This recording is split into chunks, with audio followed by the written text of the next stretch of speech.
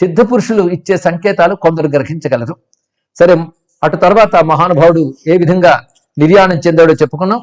ఆ తర్వాత వరాహపురం అనే ప్రాంతంలో, బారాపురం అంటారు, ఆ ప్రాంతంలో ఒక పాడుపడిన ఇంటిని అద్దెకి తీసుకుని ఎవరైతే ముందు కాషాయ వస్త్రం ధరించారో వాళ్ళు సుమారు 16 మంది, వాళ్ళందరూ అక్కడ ఉండేవారు.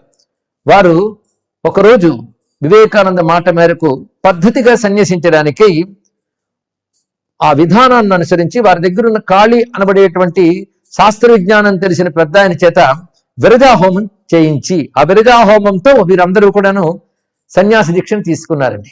ఆ సన్యాసి దీక్ష తీసుకున్నప్పుడు ఒక్కొక్కరు ఒక్కొక్క విధంగా నామకరణం తీసుకున్నారు. అందులో శశి అనేవాడికి రామకృష్ణ పరమహంస అంటే చాలా ఇష్టం. ఆయన చిత్రపటాన్ని భక్తిగా పూజించేవాడు, సేవించేవాడు.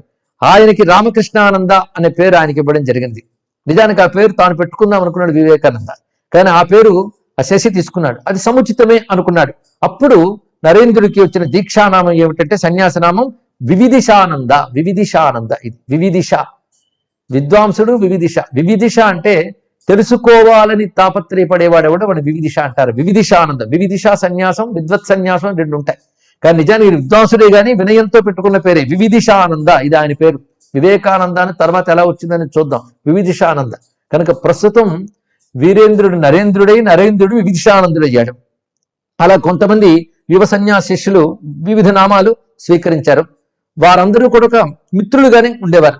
వారు ఈ బారామఠంలో ఉంటూ సాధనలు చేసుకునేవారు. దీన్ని దెయ్యాలు కొంప అనుకుని చాలా మంది అనేవారు.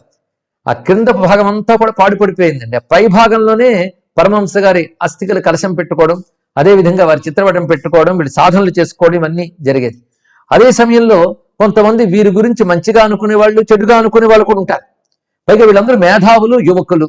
అటువంటి వారు ఇక్కడ ఉన్నారు. కొంత పేదరికంతో బాధపడుతున్నారు, కానీ వాళ్ళు పేదరికం అనుకోలేదు. ఎందుకంటే వాళ్ళ దృష్టి అంతా సాధన మీద ఉంది. వాళ్ళు భిక్షాటనం చేసుకోవడం, సాధన చేసుకోవడం, ఇది వాళ్ళ యొక్క పని. అయితే ఆ సమయంలో కొందరు క్రైస్తవ మిషనరీలు వీళ్ళ దగ్గరికి వచ్చి వీళ్ళని మతం మారమని కోరుకున్నారు. అంటే మొదటి నుంచి ఇలాంటి గొడవ వాళ్ళకి అలవాటే అనమాట.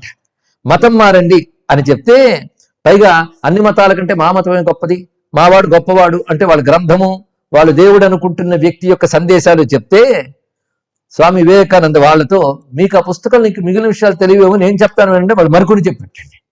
చెప్పి ఇవన్నీ మంచి సిద్ధాంతాలే కావచ్చు, క్రీస్తు కూడా పరమ పూజ్యుడు, ఒప్పుకుంటాం. కానీ వేదాంత సిద్ధాంతాల ముందు మిగిలిన ఏ సిద్ధాంతాన్ని దిగదుడిపే సుమా, మా దగ్గర సంపూర్ణమైనటువంటి ధర్మం ఉన్నది, మేము మిమ్మల్ని గౌరవించినంత మాత్రాన మతం మారవలసిన అవసరం లేదని చెప్పారండి. ఇది బాగా తెలుసుకోవాల్సింది. అందరినీ గౌరవిద్దాం, అన్నీ మంచివే, అన్నీ మంచివైనంత మాత్రం మతం మారిపోవాలా? మతం మారడం కంటే హీనమైన పని మరొకటి లేదు అనేది వివేకానంద యొక్క దృఢమైనటువంటి అభిప్రాయం. ఆయన మిషనరీలో అదొకటండి. ఆయన పెట్టుకున్న లక్ష్యాల్లో ఒకటి మత మార్పిళ్ళు కూడదు అనేది. ఆయన ఆదేశాలకు వెళ్ళి వాళ్లతోనే చాలా ధాటిగా మాట్లాడాడు. ఆ స్ఫూర్తి, ఆ శక్తి, అటువంటి ధీరత్వం ప్రస్తుతం భారత జాతికి బాగా అవసరమైనటువంటిది. అందుకే వారితో ఎప్పుడైతే మాట్లాడో వాళ్ళు ఇంకా వీరి వద్ద తమ పప్పులు ఉడుకోవని తెలుసుకుని వేరే ప్రయత్నాలు దిగి వాళ్ళకి ధనాశ చూపించారు, ఇంకా రకరకాల ప్రలోభాలు పెట్టారు. కానీ కామినీ కాంచనాల్ని జయించాలి అనేటువంటి గురువుకి శిష్యులు వాళ్ళు కనుక అదే మార్గంలో ఉండి వాళ్ళు దేనికి ప్రలోభపడలేదు.